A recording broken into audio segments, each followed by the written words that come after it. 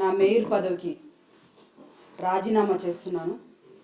ఈరోజు ఒక గిరిజన బిడ్డ ఎదుర్కొనే శక్తి లేక ఎన్ని కుట్రలు కుతంత్రాలు చేస్తున్నారో, నాకు కార్పొరేటర్లు మద్దతు ఇస్తున్నారని వాళ్ళని భయపెడుతూ, బెదిరిస్తూ, కేసులు పెడుతూ, కనీసం మహిళా కార్పొరేటర్లను కూడా చూడకుండా వారి ఇళ్ళకెళ్ళి వాళ్ళని బెదిరిస్తూ, భయపెడుతూ ఇబ్బంది పెడుతున్నారు.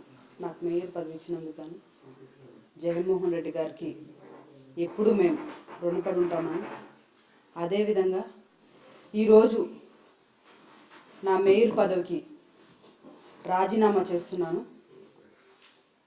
రేపు మార్నింగ్ వెళ్ళి కలెక్టర్ కూడా అందించడం జరుగుతుంది.